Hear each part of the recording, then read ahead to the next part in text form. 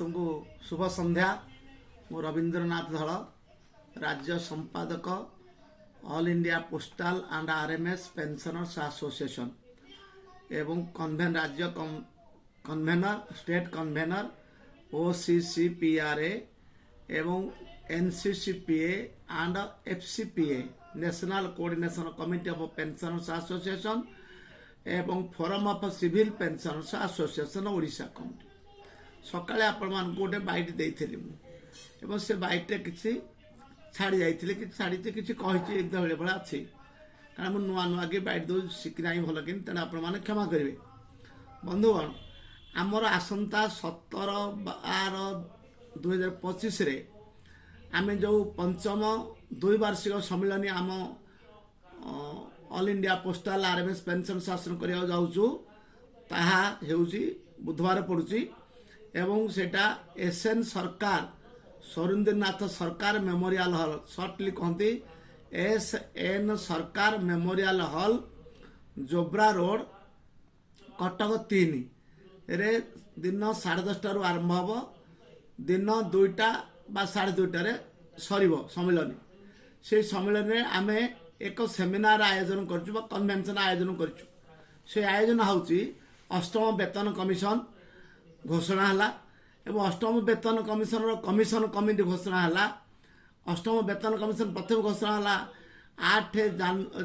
24 ଜାନୁଆରୀ 2025ରେ ଅଶ୍ୱିନୀ ବୈଷ୍ଣବ ଘୋଷଣା କଲେ ଏବଂ ଅକ୍ଟୋବର 28, 2025ରେ କମିଶନ କମିଟି ଘୋଷଣା ହେଲେ।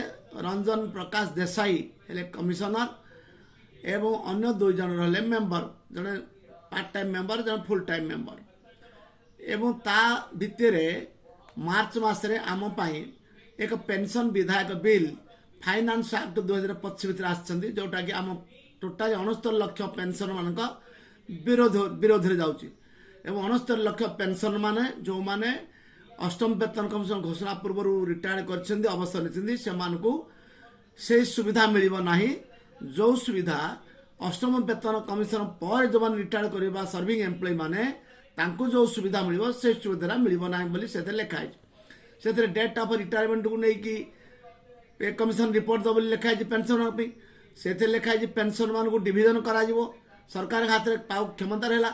ସେଥିରେ ଲେଖା ହେଇଛି ପେନ୍ସନ୍ ମାନେ ବିଭିନ୍ନ ସରକାର ପେନ୍ସନ୍କୁ ଭାଗ କରି ଦିଆଯିବ, ପେନ୍ସନ୍ ମାନଙ୍କୁ କ୍ଲାସ୍ କରି ଦିଆଯିବ।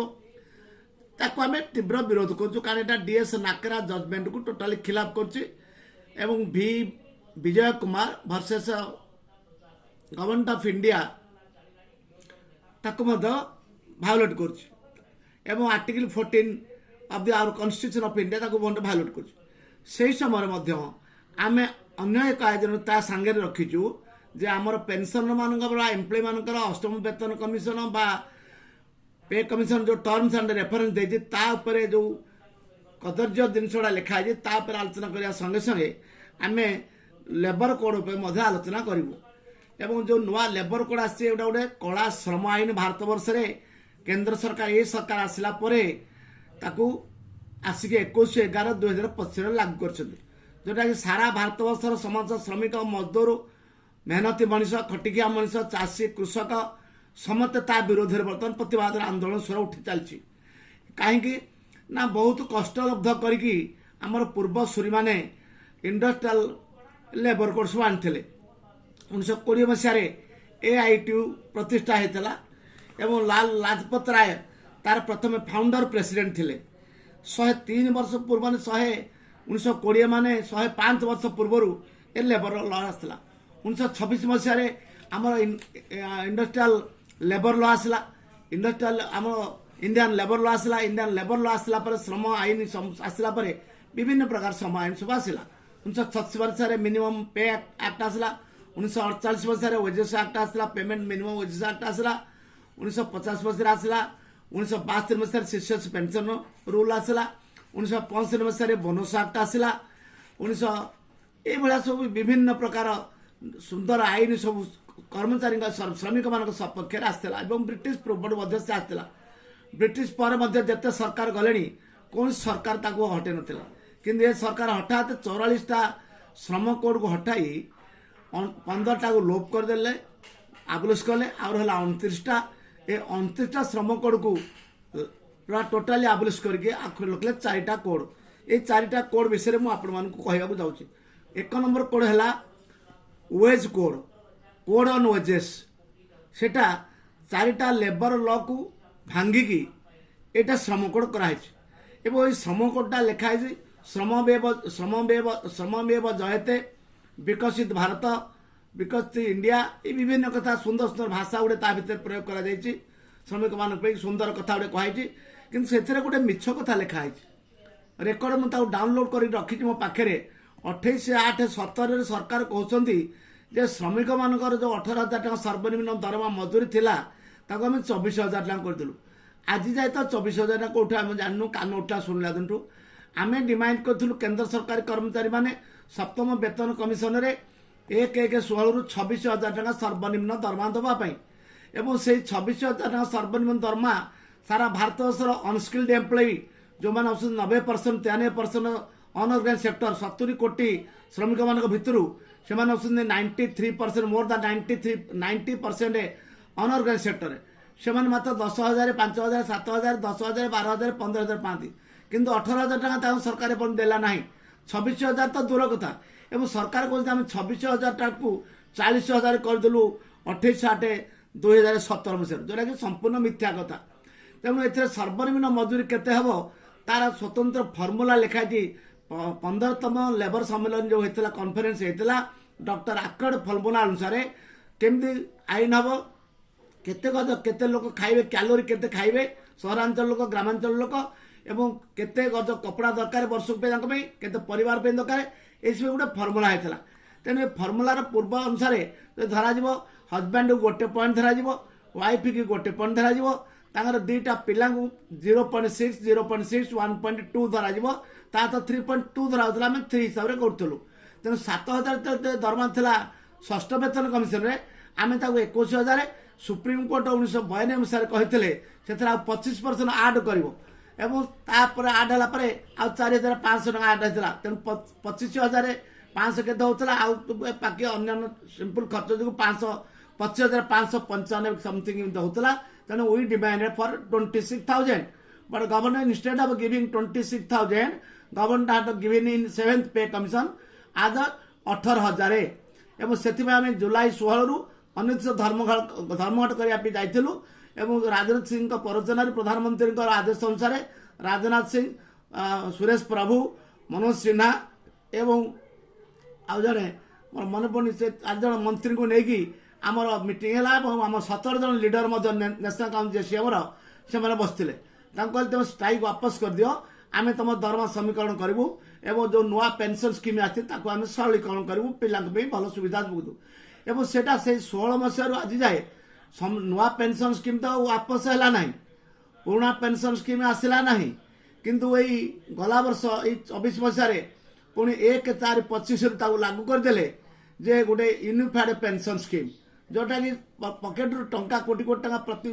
चलो 10% ऑफ पे दरमा कटिव लोकंर सरकार 18.5 देवे तान मासक 28.5 रही सर्वनिम्न दिया पेंशन 10,000 टका 10 वर्ष हेले एवं रिटायर्ड कला जदि ने 50% ऑफ लास्ट पे ड्रन से ने किंतु जो टंका गुड़ा गच्छित रमती नुआ पेंशन स्कीम रे 60% टंका से फेरे दि जाऊला ए फेरी देवार कौन बंदोबस्त ना एवं नुआ जो पे आसला नुआ पे आउट पे नुआ पेंशन स्कीम जो आसला unified pension scheme minimum pension scheme minimum pension minimum family pension एवं मिनिमम पे आउट या बाहर करके सर्वनिम्न करदे ता ना देदेले पे आउट पे मिनिमम पे आउट मिनिमम पेंशन पे आउट मिनिमम पे आउट मिनिमम फैमिली पे आउट तामरे पेंशन वाटा बुले देले यही भाया परिस्थिति रे गत मार्च मसरे आमर 69 लाख जो केंद्र सरकारी सिविल पेंशन थिलु तांका पे गोटे फाइनेंस एक्ट भितर गोटे वैलिडेशन क्लॉज इन पेंशन रूल 2025 आनी liabilities on expenditure from consolidated fund of India ये केते पैसा खर्च होची बोली सरकार कहचंदी जोटा कि आमको कालांतक हो जाने ओपीएस आसब ना एवं ओपीएस केते पैसा खर्च होची 69 लाख लोक दि जापर कि ना ତାଙ୍କୁ ଡିଆର୍ ଆଉ ଦିଆ ପାଇଁ ହେବ କି ନାହିଁ ସେଇଟା ହେଉଛି ପ୍ରଥମ ପ୍ରଶ୍ନ। ଏବଂ ସେଟା ଆସିଲା ପରେ ଯେଉଁ ଆପଣଙ୍କର ପେ କମିଶନ ରିପୋର୍ଟ ଆସିଲା, ଏ ପେ କମିଶନ ଯେଉଁ constitutional committee Ranjana Desai committee, ସେଥିରେ ମଧ୍ୟ ଟର୍ମସ୍ ଆଣ୍ଡ ରେଫରେନ୍ସ 5ଟା ଅଛି। ଭାରତବର୍ଷର ଆର୍ଥିକ ଅବସ୍ଥାକୁ ନେଇକି କମିଶନ ରିପୋର୍ଟ ଦେବେ, ଭାରତବର୍ଷର ସୁରକ୍ଷାକୁ ନେଇକି ଦେବେ ରିପୋର୍ଟ ଦେବେ, ଭାରତବର୍ଷର এই যে অনফন্ডেড cost of non contributory pension স্কিম্রে কেতে লোক পেনশনধারী অনেক আমি 69 লক্ষ পেনশন ভোগী অছু। বর্তমান 34 লক্ষ কেন্দ্র সরকার কর্মচারী কହୁଥିଲେ। আজ পার্লামেন্টে সরকার উত্তর দিয়েছেন যে এମାନେ হচ্ছেন 50 লক্ষ 54 লক্ষ হচ্ছেন কেন্দ্র সরকার কর্মচারী আর 69 লক্ষ হচ্ছে পেনশন ভোগী। তার অর্থ 1.19 crore আমি হচ্ছু কেন্দ্র সরকার কর্মচারী কেন্দ্র পেনশনধারী। তেমন সরকার বেড়ে বেড়ে বিভ্রান্তকর নিউজ দৌঁছেন। এইভাবে পরিস্থিতিরে এই যে ওয়ার্ডটা রহলা unfunded cost of non contributory pension scheme তাকে আমি তীব্র বিরোধ করছু। এবং যে কনস্টিट्यूशन যে হেলা যে টর্মস আন্ড রেফরেন্স হেলা ସେଥିରେ ପେନସନର ମାନଙ୍କର ୱାର୍ଡଟା ନାହିଁ। ପେନସନର ୱାର୍ଡ ଇଜ୍ ନଟ୍ ଦେୟାର। ଯେ this pay commission 8th pay commission will be applicable for all central government employees including the pensioners, including the pensioners ୱାର୍ଡଟା ନାହିଁ। ପେନସନଙ୍କ ନାଁ ହିଁ ନାହିଁ ମୋଟେ ଟୋଟାଲି। ତେଣୁ ତାକୁ ଆମେ ତୀବ୍ର ବିରୋଧ କରୁଛୁ। 1 ତାରିଖ ଦିନ ପାର୍ଲାମେଣ୍ଟରେ ଦେଲେ ପାର୍ଲାମେଣ୍ଟର ଅନଷ୍ଟାଇଲ୍ କ୍ୱେଶ୍ଚିନ୍ର ଉତ୍ତର ଦେଲେ, ସେ ମଧ୍ୟ ସେ ପେନସନ ୱାର୍ଡ ରହିଲା ନାହିଁ। କିନ୍ତୁ 2 ତାରିଖ ଦିନ ପେନସନ ମାନଙ୍କୁ ବର୍ତ୍ତମାନ ଡିଭିଜନ ହେବ ବୋଲି କହିଲେ। ଆଜି ମଧ୍ୟ କହିଛନ୍ତି ପେନସନ ଡିଭିଜନ ହେବା ପାଇଁ କହିଛନ୍ତି।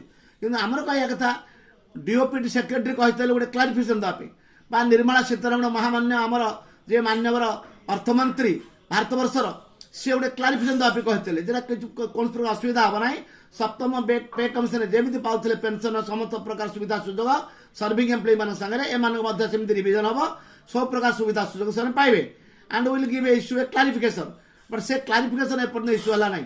ଆମେ ଚାହୁଁଛୁ ଭାରତବର୍ଷର ସମସ୍ତ କେନ୍ଦ୍ର ସରକାରୀ କର୍ମଚାରୀ ମାନେ ପେନସନ ଭୋଗୀ ମାନେ ଗୋଟେ କ୍ଲାରିଫିକେସନ ଦେବା ଦରକାର।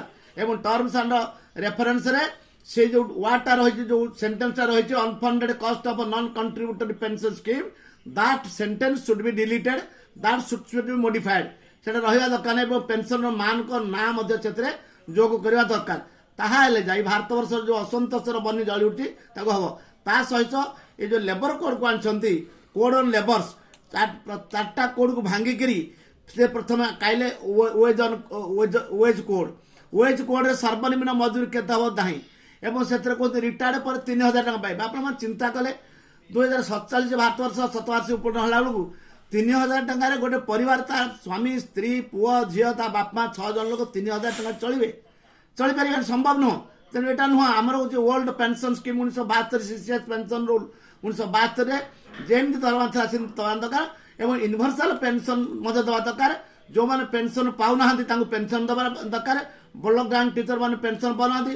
ବହୁତ ଯେଉଁ ଆପଣଙ୍କର ପ୍ରାଇଭେଟ ସ୍କୁଲ ଟିଚର ମାନେ ସେମାନେ ପେନସନ ପାଉନାହାନ୍ତି। ପ୍ରାଇଭେଟ ସ୍କୁଲ କଲେଜ ମାନେ ସେମାନେ ଗ୍ରାଣ୍ଟ ପାଇଛନ୍ତି, ଆମ ପେନସନ ନାହିଁ।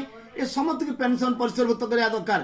ପେନସନ ହେଉଛି ଗୋଟେ ଜୀବନର ଶେଷ ସାୟନର ଆଶାବାଡ଼ି। ପେନସନ ବିନା କେହି ବଞ୍ଚିପାରିବେନି। ଯଦି ଭାରତବର୍ଷର ମନ୍ତ୍ରୀ ମାନେ ପେନସନ ପାଉଛନ୍ତି, ଭାରତବର୍ଷର MLA ମାନେ ପେନସନ ପାଉଛନ୍ତି, ଭାରତବର୍ଷର ପ୍ରଧାନମନ୍ତ୍ରୀ ରାଷ୍ଟ୍ରପତି ମହାମାନ୍ୟ ରାଷ୍ଟ୍ରପତି ସିଏ ଯେ ପେନସନ ପାଉଛନ୍ତି, ଚେୟାରମ୍ୟାନ ମୁଁ କହୁଥିଲି ସକାଳେ ମେମ୍ବର ସମସ୍ତେ ପାଉଛନ୍ତି, ନିଗମର କର୍ମଚାରୀ ମାନେ ୱାର୍ଡ ମେମ୍ବର ମାନେ ବି ପେନସନ ପାଇଲେଣି। ତାହେଲେ ଭାରତବର୍ଷର ଡାକଘରେ କାମ କରୁଥିବା 2.5 ଲକ୍ଷ 2 ଲକ୍ଷ 70 ଲକ୍ଷ ଗ୍ରାମୀଣ ଡାକ୍ତରକୁ ସେମାନେ ପେନସନ ପାଇବେନି, ସେମାନେ ସେଥିରୁ ବଞ୍ଚିତ। ଏବଂ ଯେଉଁମାନେ ପେନସନ ପାଉନାହାନ୍ତି ଭାରତବର୍ଷର ୟୁନିଭର୍ସାଲ ପେନସନ ସମସ୍ତଙ୍କୁ ସୃଷ୍ଟି କରିବା ଦରକାର। କିନ୍ତୁ ଚାକିରିଆ ମାନଙ୍କ ପାଇଁ ଯେଉଁମାନେ ସରକାରୀ ଚାକିରିଆ ତାଙ୍କର ଓଲ୍ଡ ପେନସନ ସ୍କିମ୍ ଅନୁସାରେ CCS ପେନସନ ରୁଲ୍ 1972 ଅନୁସାରେ ତାଙ୍କୁ ପେନସନ ଦେବା ଦରକାର। ଏବଂ ୱେଜ୍ ଲେବର କୋଡ୍ ପ୍ରଥମଟା ଗଲା, କିନ୍ତୁ ୱେଜ୍ ଲେବର କୋଡ୍ଟା ଆମ ପାଇଁ ଖିଲାପ ମଧ୍ୟ କରିବ। କାରଣ ଏଇଟା ୱେଜର ସମସ୍ତେ ହେଇଯିବେ, କେହି ସଲାଡ୍ ଏମ୍ପ୍ଲୟି ହେବେନି। ୱେଜର ହେଲେ ଆମେ ସମସ୍ତ ପ୍ରକାର ଇନକ୍ରିମେଣ୍ଟ ଆରମ୍ଭ କରି ବୋନସ୍ ଆରମ୍ଭ କରିକି ସବୁ ଯାକ ଜିନିଷ ଲୋପ ହେଇଯିବ। ଯେଉଁ କଷ୍ଟଲବ୍ଧ ଜିନିଷ ଲଢ଼େଇ କରିକି ଆସିଥିଲା, କେହି କାହା ଦୟାରେ କୌଣସି ସରକାର ଦୟାରେ ଏସା ଦେଇନାହାନ୍ତି। 1920 ମସିହା ପରେ ଆସିଲା ପରେ ଏଇ ଯେଉଁ AITC ଗଢ଼ା ହେଲା ପରେ କେହି ଦୟାରେ କିଛି ଦେଇନାହାନ୍ତି। ତାପରେ ଆପଣଙ୍କର INTC ଆସିଲା 1885 ମସିହାରୁ। ତାପରେ 1926 ମସିହାରେ ଆସିଲା ଲେବର କୋଡ୍ ଆସିଲା, ଲେବର ଲ ଆସିଲା ତିଆରି ହେଲା। ଲେବର ଲ ତିଆରି ହେଲେ ସବୁ ଜାଗାରେ ଲେବର ଆସିଛି। ତାପରେ ଦ୍ୱିତୀୟ ନମ୍ବରଟା ସୋସିଆଲ ସିକ୍ୟୁରିଟି କୋଡ୍। 9ଟା ଲେବର ଲକୁ ଭାଙ୍ଗିକି ସୋସିଆଲ ସିକ୍ୟୁରିଟି କୋଡ୍ କରିଛନ୍ତି। ସୋସିଆଲ ସିକ୍ୟୁରିଟି କୋଡ୍ରେ ଆପଣଙ୍କର ସାମାଜିକ ନିରାପତ୍ତା ଯୋଉଟା ଆମେ ଡିମାଣ୍ଡ କରୁଛୁ ବର୍ତ୍ତମାନ ସେ ଡିମାଣ୍ଡଟା ରହିବ ନାହିଁ। ସେ କହୁଛନ୍ତି ରିଟାୟାର୍ଡ ପରେ 3,000 ଟଙ୍କା ଦେବେ, 3,000 ବଞ୍ଚି ଖାଇବୁ। ପ୍ରଧାନମନ୍ତ୍ରୀ ରହିବ ଅୟସରେ, ରାଜ୍ୟପାଳ ରହିବ ଅୟସରେ, ସମସ୍ତ ମନ୍ତ୍ରୀ ଏମଏଲଏ ମାନେ ରହିବ ଅୟସରେ, କିନ୍ତୁ ଯୋଉମାନେ ମେହନତି ମଣିଷ, ଯୋଉମାନେ ଖଟିଖିଆ ମଜୁରିଆ, ଯୋଉମାନେ ଚାକିରି କରିକି ଦେଶର ନେସନ ବିଲ୍ଡିଂ ପାଇଁ 30-40 ବର୍ଷ କାମ କଲେ, ସେମାନଙ୍କ ଅବସର ପରେ ତାଙ୍କୁ ମେଡିସିନ ଗୋଟେ କିଣିବା ପାଇଁ ମଧ୍ୟ ପଇସା ଦରକାର ବି ନିଅଣ୍ଟ ହେଇଯିବ। ତେଣୁ ସେମାନେ ମରିଯିବେ ଠଟ୍ ଠଟ୍ କରିକି। ତେଣୁ ତାଙ୍କୁ ପେନସନରୁ ମଧ୍ୟ ବଞ୍ଚିତ କରିବା ପାଇଁ ସୋସିଆଲ ସିକ୍ୟୁରିଟି କୋଡ଼ ଆସିଛି ଆପଣଙ୍କର OSH means occupational safety health and working condition. ଏଥିରେ କ'ଣ ଅଛି 13ଟା ଲେବର ଲୋକ ଭାଙ୍ଗିକି ସରକାରୀ କୋର୍ଟ ଆଣିଛନ୍ତି। ଏଥିରେ କୁହାଯାଉଛି 10 ଘଣ୍ଟାରୁ 12 ଘଣ୍ଟା ପର୍ଯ୍ୟନ୍ତ ଡ୍ୟୁଟି କରିବ। ବିଜେପି ଶାସିତ ରାଜ୍ୟରେ, ଆମ ରାଜ୍ୟରେ ଓଡ଼ିଶାରେ 10 ଘଣ୍ଟା ଡ୍ୟୁଟି କରିବା ପାଇଁ ଅଲରେଡି ଅର୍ଡର ହେଇଛି ଇଣ୍ଡଷ୍ଟ୍ରିଆଲ ଏରିଆରେ। ଆପଣଙ୍କର ହରିୟାଣା, ଛତିଶଗଡ଼, ହିମାଚଳ ପ୍ରଦେଶ, ୟୁପି ଏଠି 12 ଘଣ୍ଟା ଡ୍ୟୁଟି ଅବଶେଷ ହେଲାଣି। ତେଣୁ ଜଣେ 12 ଘଣ୍ଟା ଡ୍ୟୁଟି କଲା ପରେ ତାର ହବ କି ଆମେ 1886 ମସିହାରେ ଲଢ଼େଇ କରିକି ଭାରତବର୍ଷ ପୃଥିବୀର ଶ୍ରମିକମାନେ 8 ଘଣ୍ଟା ଶ୍ରମ କରିବେ, 8 ଘଣ୍ଟା ବିଶ୍ରାମ ନେବେ, 8 ଘଣ୍ଟା ପିଲା ଛୁଆଙ୍କ ସାଙ୍ଗରେ ମୌଜ ମଜଲିସରେ ବନ୍ଧୁବାନ୍ଧବ ଘର ଯିବେ। ଏଇଥିପାଇଁ ନିର୍ଦ୍ଧାରିତ ହେଇଥିଲା। ଯଦି ପୁଣି ସେଥିରେ ଲେଖା ହେଇଛି କ'ଣ ନା ଝିଅମାନେ ମହିଳା ଶ୍ରମିକ ମାନେ ରାତିରେ ଡ୍ୟୁଟି କରିବେ। ରାତିରେ ଯଦି 12 ଘଣ୍ଟା ଡ୍ୟୁଟି କରିବେ, ସେମାନେ ଘରେ ଆସିକି ତାଙ୍କ ପିଲା ଛୁଆଙ୍କ ଦାୟିତ୍ୱ କେତେବେଳେ ନେବେ, ତାଙ୍କ ସ୍ୱାମୀ ସ୍ତ୍ରୀଙ୍କ ଦାୟିତ୍ୱ ନେବେ କେତେବେଳେ? ସେମାନେ ରୋଷେଇ ଟିକେ କରିବେ ନା ନାହିଁ? ରାତି ଡ୍ୟୁଟି ଅନିଦ୍ରା ହେଇକି ଆସିକି ଘରେ ରେଷ୍ଟ ନେବାକୁ ତାଙ୍କ ଦେହରେ ନୋ ଟାଇମ୍ ଆଟ୍ ଅଲ୍। ତେଣୁ ଏଇଟାକୁ ତୀବ୍ର ବିରୋଧ କରାଯାଉଛି। ତେଣୁ ଏଇଟା ହେଲା ଗୋଟେ OSH ବା occupational safety and health working condition ନିରାପତ୍ତା ନାହିଁ। କେମିତି ରହିବେ? ଝିଅମାନେ ଯଦି ଦିନ ବେଳେ କାମ କରିକି ସେକ୍ସୁଆଲ ହାରାସମେଣ୍ଟରେ ସମ୍ପୃକ୍ତ ହେଉଛନ୍ତି, ତାଙ୍କୁ ବିଭିନ୍ନ ପ୍ରକାର ନିର୍ଯାତନା ଦିଆଯାଉଛି, ତାହେଲେ ରାତି ଡ୍ୟୁଟି କଲେ ସେକ୍ସୁଆଲ ହାରାସମେଣ୍ଟ ଆହୁରି ବଢ଼ିବ। ତାର କୌଣସି ପ୍ରକାର ଫିକ୍ସ କରାଯାଏନି। ସରକାର ତାଙ୍କୁ ସେଫ୍ଟି କିଛି ଦିଆଯାଉନି ଝିଅମାନଙ୍କ ପାଇଁ ସେଫ୍ଟି ଯେପର୍ଯ୍ୟନ୍ତ ଦିଆଯାଇ ନାହିଁ, ନିରାପତ୍ତା ଦିଆଯାଇ ନାହିଁ, ତାଙ୍କର ପିଲାମାନଙ୍କୁ ନେଇକି ଇଣ୍ଡଷ୍ଟ୍ରି ଭିତରେ କାମ କରିବା ବି କ୍ରେଚ୍ ଦିଆଯାଇ ନାହିଁ, ବିଶ୍ରାମ ନେବା ପାଇଁ ଛୋଟ ପିଲାଙ୍କୁ ବା ଦୁଧଖିଆ ପିଲାଙ୍କୁ, ସେ ଭଳିଆ ରାତିରେ ତାଙ୍କୁ ଡ୍ୟୁଟି ଲାଗୁ ଦରକାର ନାହିଁ। ଚତୁର୍ଥ କୋଡ଼ ହେଲା industrial relation code. Industrial relation କୋଡ଼ରେ ଆମେ ଇଣ୍ଡଷ୍ଟ୍ରିଆଲ ଡିସ୍ପ୍ୟୁଟ୍ ଆକ୍ଟ 1947 ଆସିଥିଲା। ଇଣ୍ଡଷ୍ଟ୍ରିଆଲ ଡିସ୍ପ୍ୟୁଟ୍ ଆକ୍ଟ 1947 ଅନୁସାରେ ଆମେ ଧର୍ମଘଟ ନୋଟିସ୍ ଦେଇକି ଯାଉ। 14 ଡେଜ୍ ମିନିମମ୍ ନୋଟିସ୍ ଦେଉ, ନହେଲେ 21 ଦିନ 21 ଡେଜ୍ ନୋଟିସ୍ ଦେଇ ଯାଉ। ବର୍ତ୍ତମାନ ସରକାର କହିଛନ୍ତି 60 ଦିନ ନୋଟିସ୍ ଦେଇକି ଆପଣମାନେ ଯିବେ। 60 ଦିନ ପରେ ସରକାର ତାକୁ ଗ୍ରହଣ କରିପାରନ୍ତି, ନ କରିପାରନ୍ତି, ବା ବିଭିନ୍ନ ଲୋକ ବିଭିନ୍ନ ଆଡ଼େ ପଳେଇବେଣି, ମନ ଭାଙ୍ଗି ଯାଇଥିବ, ସରକାର କହିବେ ଆହୁରି ଘୁଚେଇ ଦିଅନ୍ତୁ ବର୍ତ୍ତମାନ ଦେଶର